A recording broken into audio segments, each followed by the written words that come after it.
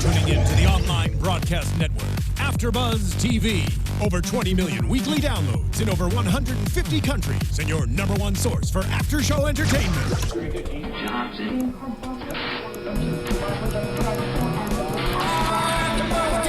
AFTERBUZZ TV, the destination for TV superfans. Producing aftershows for over 300 of your favorite TV shows. Interviewing celebrities and showrunners. And bringing you behind-the-scenes exclusives. All thanks to E! Entertainment's Maria Menounos, producer Kevin Undergaro, and internet leader Akamai.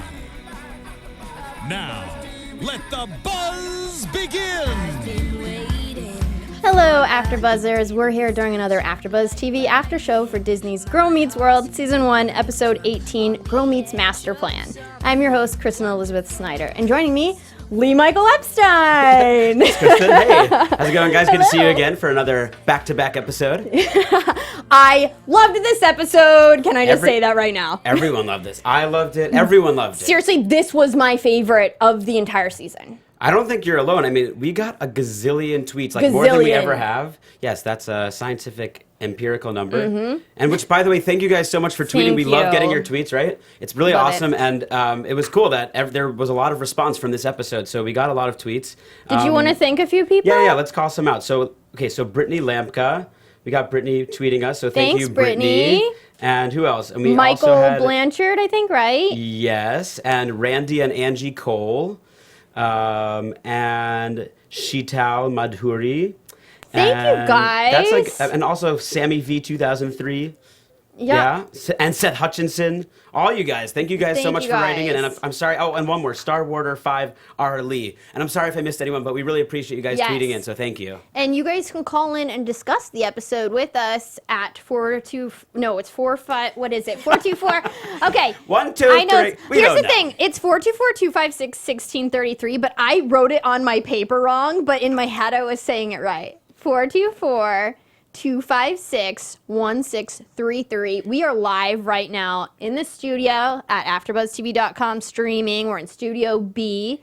You guys can watch us on YouTube if you missed the live show, and we're also on iTunes, downloadable as a podcast. And please rate and comment. We love when you guys comment. Oh, do we? Okay, we got. I'm just nervous. This is going to be a prank call, but let's see. I hope it's not one of our friends prank calling us. Oh, we do have a call. We got a call already. Oh, hello, caller. What's your name? Where are you from? I don't know if you know who this is, but this is Josh. Josh from Florida! Josh calls on some of my other shows, and we love Josh. We love him. Josh, I know you were trying to catch up on Girl Meets World. Did you get a chance to watch Girl Meets Master Plan with Shawn Hunter returning? I did, and this is the perfect episode because I have to tell you guys, you know, I'm kind of like struck in a little bit because I'm still waiting on a special person to return. I'm waiting on this person for a good little minute. Could it be Eric Matthews? Eric? Is that who you're waiting? No, it is not Eric. Yeah, but it's someone. Do you want to tell us? This episode. Sure. It's the lovely Angela. Oh. I knew he was going to say that. Yeah. I have not given up on those two. So you should tweet the Girl Meets World writers that. Because it's up to them, and they have a Twitter handle. Those of you who don't know, that is the real writers' room for Girl Meets World.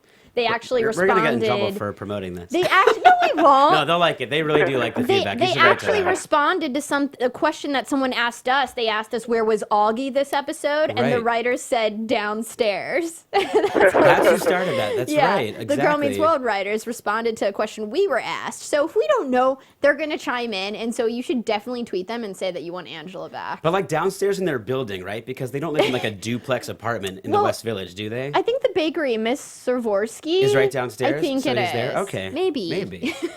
Yeah, no, they like to write to you. And sometimes if we like miss a name or we can't remember something, they'll write to us and tell us the answer. So yeah, you should suggest it. And Josh, what was your favorite part of this episode before we let you go? You know, I'm a big fan of like the beginning. And you know, I love the dialogue.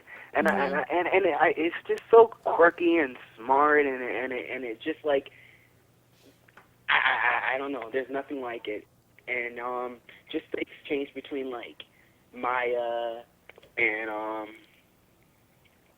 And Shawn.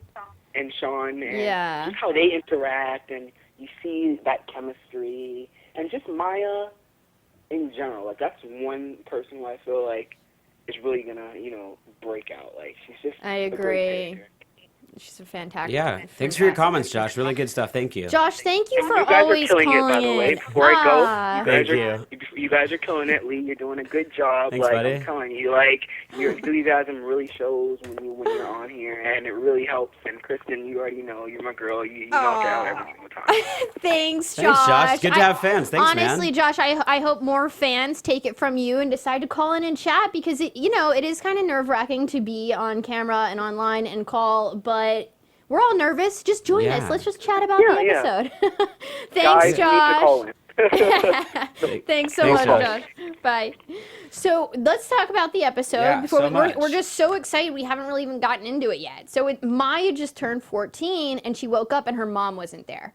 Yeah. That would be devastating for me. Yeah, it's rough. And we already kind of knew going into this. This is not the first time we've been introduced to Maya's mom kind of being absent, and we don't have all the pieces together.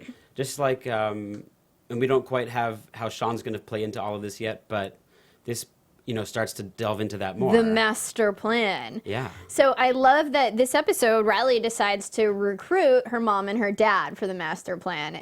And Maya actually has to stay on the couch with Shawn. So it's nice that they get to, The Riley-Cory dynamic kind of going on. Right. And the Maya-Shawn, both. Both. Because I also liked at the end where Cory said to Shawn, I've got a new partner in crime now, so you need a new partner. And that's when he teams up with Maya. But I like that. And I really liked how well she gets along with Shawn. Maya does. And Riley. I just love that he's back. Yeah. He's great. He's a great character, and he fits right in. And it was great. And kind of the intertwining of all the stories from Boy Meets World and Girl Meets World all coming together very naturally, actually, in a way that makes sense is really cool. Yeah, and Cory playing the Godfather, I am almost positive he has done that before in Boy Meets World. Like the exact Girl thing. Meets World writers, please let us know, or maybe you guys at home. I mean, I've watched Boy Meets World episodes a million gazillion times, but I just know that he's done it before. I think he was like selling cupcakes with Shawn, and they were trying to hook up Feeney with the principal. I think that's the episode where When he does this like Italian accent. he does and everything. the Italian Godfather accent because they were scheming that day to try to get Feeney to tell the dean that he loved her. Well, definitely, Cory says, I'm retired. He's I'm out. I'm retired. out. There's like a lot of references that The he Godfather. was the schemer, and that Riley needs to go to Cory to be in that role, which I liked also because, that hasn't really been the dynamic. I like the Riley-Cory thing has been going on kind of all season, but this is putting Cory in that role of not being the teacher only and not just being the dad, but being like actively involved in scheming and in making a plan here, like in the old Boy Meets World where he was the kid and he was like making stuff happen. So I think that was cool to have him in that role with Riley. And a lot of people were talking online. This episode got a lot of buzz online, just got people talking mostly a lot because Shawn was back, because Ryder was back. But also just, it was a great episode, and it had people seeing, that Riley and Cory, that Riley is the new Cory, kind of. Yeah, it was very meta, and it wanted the new audience, it wanted to really let them know background about Boy Meets World. And I don't think the Boy Meets World audience minds at all, because we just love when we get those little winks at the audience and things that we know from Boy Meets World that come up in Girl Meets World. And I would love that if they always bring back someone from Boy, because now I think, the Girl Meets World audience has really adjusted to the old characters, Topanga and Cory, and so I like how they're slowly introducing old characters from Boy. Yeah. Because parents are just gonna like get their kids and sit them in front of the TV and make them watch it. Well, yeah, it's also interesting in terms of a sequel show that it's not just a spin-off, right? It really is a continuation in some ways, and really is, it's not just referencing and winking towards back to Boy Meets World, but there's some direct connection and kind of continuity from Boy Meets World themes and characters and storylines right into here. Right. Like even like here in this episode, asking Shawn, if he had a spouse or what happened to his partner, and he says, and he starts to explain Angela. He's explaining something that was left hanging in the last show. Yeah. And then they actually go into how Shawn fell in love with this girl Angela because he went through her purse, and that's one of my all-time favorite boy episodes, because I don't know if you guys know at home, but he finds this purse and he starts going through it and he loves everything in the purse, and he's like, whoever this purse belongs to. He's just become obsessed. It's what, season 5? In Boy Meets World? That sounds about right. 5, yeah. It was with Angela, so yeah, season 5 sounds about right. But you guys should go and watch it, the Boy Meets World episode, because it's referenced in this show, and it's beautiful the way he falls in love with this girl because of the things in her purse, and that's really sweet. And then it ties together so nicely. Yeah. You know, and these writers do like to do that, and it worked really well here to kind of tie it all together with a nice bow at the end, where Katie, Maya's mom, says, who's another character, which I think we might be seeing more of. Definitely. Seems that way. She's great. And she says, you can't go through my purse to Shawn, right? And then Riley and Maya say, let him do it. Let him do it. You know, yeah, because they were told that earlier. Exactly. They know and the what's history. funny is the audience was told it just like they were. So it's like we're all doing it together. We're all making this journey together. It's beautiful. So let's go ahead and talk about... It's a beautiful thing, Elizabeth. It's so beautiful. Kristen Elizabeth Snyder, yes. Everyone knows my love for boy and girl now. So let's go ahead and talk about Shawn going to the diner. Cory tricks him into going by himself because he has to take a nap before bedtime, which is amazing. I can relate to that strongly. I can relate to that, yeah. too. I don't know if it's like, men with curly hair or what it is, but I like totally relate to that. Nap before bedtime. Oh, nap before bedtime, yeah. Well, sometimes with the best of intentions, it starts off as a nap and just becomes like bedtime, yeah. Yeah, I guess so I totally relate to that. That was not at all far-fetched to me. Yeah, so he gets to the diner. Yeah. And he's very upset because, he's not a parent, but he says, the one thing I know, he says this to Katie, Maya's mom, is that you can't miss your kid's birthday. And what he finds out is, she was working these extra shifts to pay for the gift that Maya wanted, this, the locket, yeah. right? And so he actually helps... her mom pay for the locket because she's still $50 short, and he said that she can repay him by letting him take the picture, which I just loved because that also wrapped it all nicely. Exactly, with everything his coming job. together. And I liked a line that Riley said to Maya that Maya said it to Riley. She said that people only get upset when they're talking about things. I also jotted that down as a great line. To them. Because I think that's true. We fight, but it's normally just a miscommunication because we're upset because that really means a lot to us. Yeah. So I really thought that was a great lesson that was sort of hidden in there. But right. No, I remember. We can all learn from for sure. Yeah. Riley says to Maya, "Wow, you just said a really nice thing in a really mean voice," which is a funny line. And then Maya says, "Yeah, people only get upset with each other when what they are talking about is important to them." It's true that when people are passionate, that's when they care, and that's when they sound upset. Yeah, and I think that's also awareness. Be aware that that's what's happening when you're fighting with someone, and then it is probably easier to just lower your voice, calm down, and realize that they really care about whatever they're talking about. Yeah. They're not mad at you. People take that anger as a projection on them, but I don't think it is. Yeah, well, definitely in the best kind of arguments, which this is is two people passionately caring about something who are and care about each other. And we see that, they do care about each other, and that's why it's totally makes perfect sense that they do make up basically by the end of the episode, even though she kind of leaves her there wrapped up, even though Maya leaves Riley wrapped up on the window. But they do basically make up. Yeah. I mean, Riley, we left her tied up at the end of the episode, but she loved it. She didn't even mind. Exactly. She said happy birthday, and Maya touched her nose, got the stuff off her. Yeah, I mean, it was cute. And it was believable because that is what happens with close friends. When you get to be that kind of profound, deep level of intense friends, and you can really get into some intense debates or arguments or disagreements, but it's all for the sake of, at the end, the friendship is more important. Right. And I also want to talk about Farkle's watch because that was amazing. Unbelievable. He has this cutting edge technology. God, I love that. That's now a GPS for Maya and Riley and their location. And I love the danger zone when Maya's getting too close to him. It's so funny. I mean, it's if you think about it, it's kind of creepy, but it's done in a way that it doesn't seem creepy and it's hilarious. And it's so good with his character and, he's so great with these kind of comedic. He plays that comedic nerd so well. Just like Lee Michael Norris did his dad, did Minkus, we have Farkle is just a great comedic geek, or as in this episode was called The Wonk. Which, by the way, if you had to Google what the word wonk meant, that's okay. And it's a person who knows details. Exactly. Knows the details about something specific. Exactly. Something like kind of like a geek or like an expert. So I just loved him in this. And I love when he takes out the spare watch. Yeah, You know, she steps on it, and you knew that was coming. Whipped it right out. And let's not leave out Lucas, who is the face, which you've been commenting all season. It's something they can't ignore because that's what he is. But they do let him do some rogue tricks this episode, which I was shocked. I was surprised that he could do that.